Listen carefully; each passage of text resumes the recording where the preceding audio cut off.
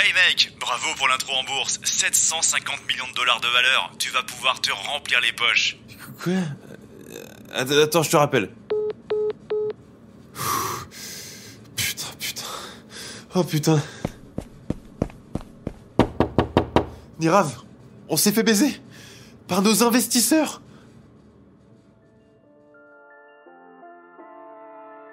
Alors que Nirav, son associé, tente de le calmer, Naval n'a plus qu'une idée en tête. Poursuivre les 2 investisseurs en capital risque d'Opinions pour conspiration. Et Naval est prêt à ternir sa réputation en osant lancer des poursuites. Hors de question pour lui de ne rien toucher des 750 millions de dollars. Je vous raconte aujourd'hui l'incroyable parcours de Naval Ravikant.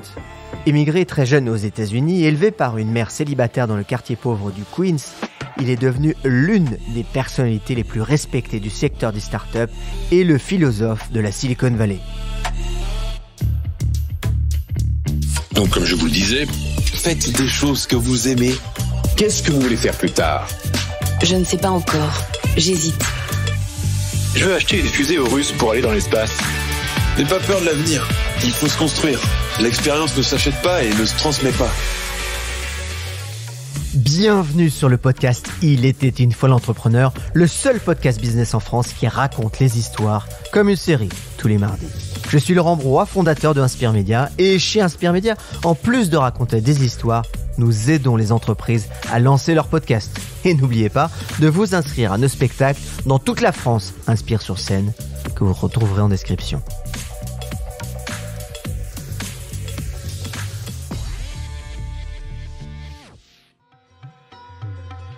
New Delhi, 1981. Naval, ça fait 50 fois que tu lis ce truc. T'en as pas marre ? Allez, lève-toi de cette paillasse et va jouer avec ton frère. Naval a 7 ans et dévore tous les Reader's Digest de son grand-père. Le magazine est la seule source de lecture de la maison, mais Naval ne se lasse pas. Il préfère passer de longues heures à lire à même le sol plutôt que d'aller jouer avec les autres enfants. Non, Naval, les magazines restent ici. Y a pas de place dans les valises de toute façon. Mais maman, je vais m'ennuyer sinon. Mon grand, mais à New York, il y en aura des centaines.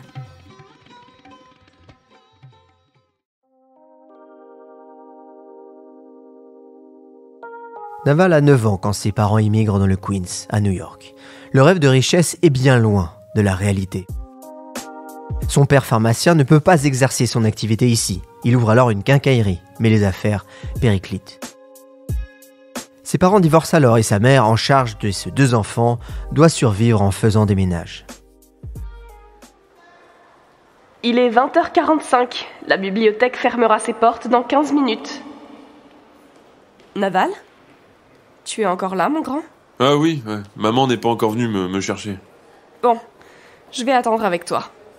Tiens, prends ce livre. Tu verras, tu vas adorer.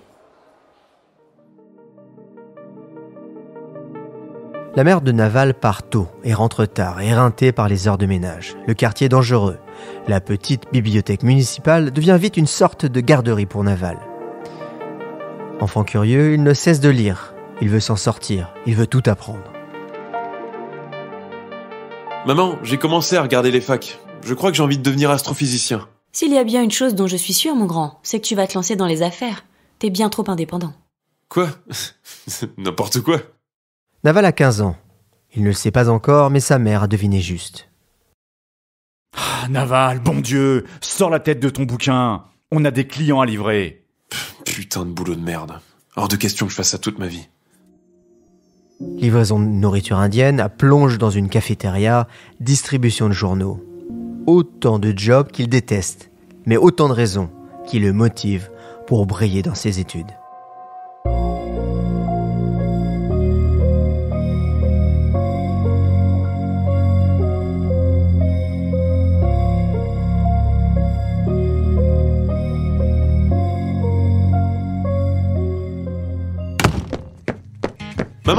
Maman, j'ai réussi. Je suis accepté à Stuyvesant. Oh mon fils, je suis si fière de toi. Le lycée Stuyvesant est un des rares lycées publics permettant l'accès à une université de l'Ivy League. Un destin plein d'espoir s'ouvre enfin pour Naval. Il décroche une bourse et intègre l'université de Dartmouth pour étudier l'économie et l'informatique. Avocat ou docteur en économie, Naval hésite quant à sa carrière. Monsieur Ravikant, bienvenue chez Davis Polk & Warden. Votre rôle en tant que stagiaire dans ce cabinet sera d'être le plus invisible possible, tout en faisant les photocopies et relire des comptes rendus. Putain de stage de merde. Hors de question que je fasse ça toute ma vie. Au bout de 3 mois, Naval est renvoyé du cabinet. Avocat, très peu pour lui. Après ce stage avorté, il retourne à l'université. Oui maman, tout va bien, t'en fais pas pour moi. Dartmouth vient de me proposer un programme d'alternance. Oui, c'est payé.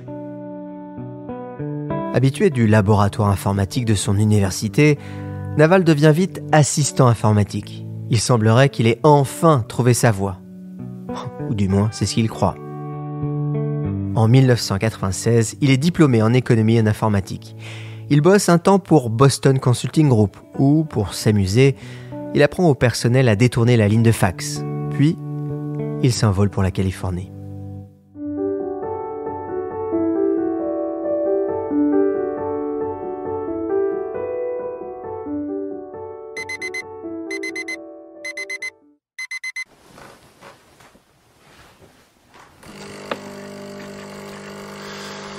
Métro, boulot, dodo. Faut vraiment que je trouve autre chose. Pour le moment, Silicon Valley est bien loin du cliché de la liberté dans la vie de Naval. Il travaille chez At Home, un fournisseur de services de câbles à haut débit. Et encore une fois, il s'ennuie. Les gars, j'ai pris ma décision. Je quitte At Home demain. J'ai un projet en tête, faut que je me lance.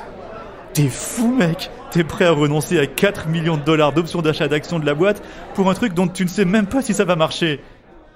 1999, Naval a 25 ans. Il claque la porte de son entreprise et a plusieurs millions de dollars.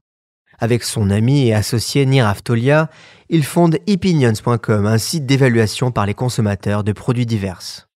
Tu vois mon fils, j'avais raison. Je t'avais dit pour les affaires. Il faut toujours écouter sa mère. L'entreprise se développe très rapidement grâce à l'investissement de la part de capital risqueurs individuels. 11 semaines après la création d'Epinion, 3 employés sont déjà recrutés. En 2003, Epinion fusionne avec Dealtime, rebaptisé Shopping.com. La société entre alors en bourse en 2005. Tout semble enfin au beau fixe pour Naval. Et pourtant... Nirav, on s'est fait baiser par nos investisseurs. Ils ont caché la valeur réelle d'Epinions. Du coup, on ne va rien toucher. Naval a bien conscience qu'on ne poursuit pas les investisseurs si on ne veut pas nuire à sa réputation. Mais il ne se laissera pas faire. Un procès est ouvert contre Benchmark Capital et August Capital, les 2 investisseurs. Naval est alors surnommé Radioactive Mud, la boue radioactive dans le milieu. Il n'en a que faire. À force de ténacité et quelques allers-retours juridiques, l'affaire est enfin réglée à l'amiable.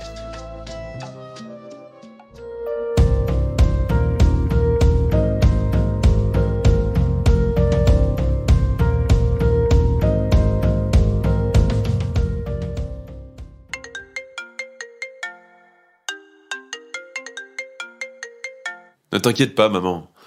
Non, je ne relance pas d'affaires pour le moment. Je fais une pause. Je vais investir. Aider des jeunes startups.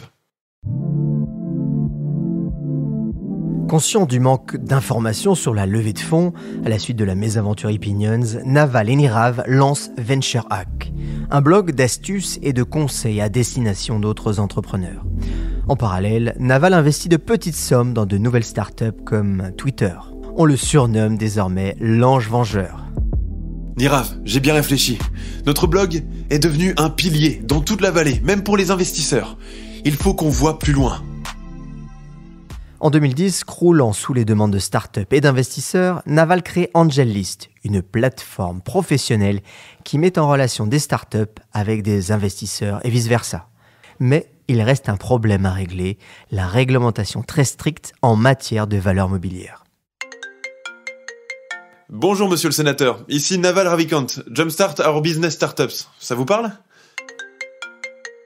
Oui, je souhaite parler au service finance du New York Times. Monsieur le Président, un honneur. Voici en résumé pourquoi le projet Jobs est si important. Pendant 6 mois, Naval fait du lobbying pour accélérer le projet de loi Jobs, Jumpstart Our Business Startup. Le but, lever les contraintes juridiques pour que les citoyens ordinaires puissent investir dans les jeunes entreprises. Et ces efforts paient. Le 5 avril 2012, à la roseraie Maison-Blanche, Washington. Good afternoon. I want to thank all of you for coming, and in particular, I want to thank the members of Congress who are here today from both parties. These entrepreneurs are willing to keep giving their all. The least Washington can do is to help them succeed. I plan to do that now by proudly signing this bill. Thank you very much, everybody.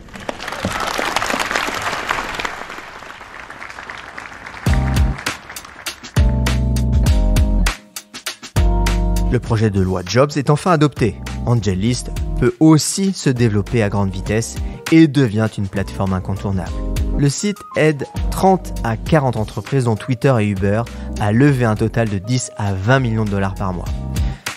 Naval est maintenant le super angel de la Silicon Valley. Après AngelList, il se lance dans la création de fonds et la crypto-monnaie. Plus rien ne semble l'arrêter désormais.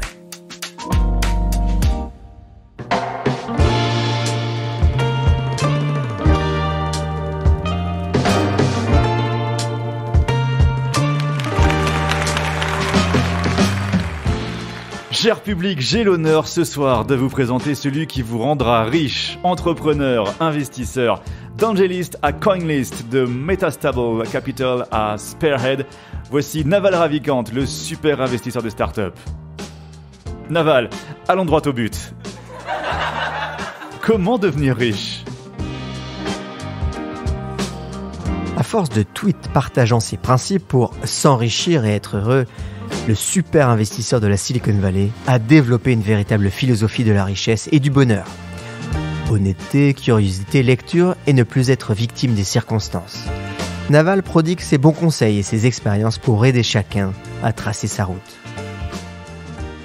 Tout d'abord, ce n'est pas qu'une question de chance. Mais ça, c'est une autre histoire.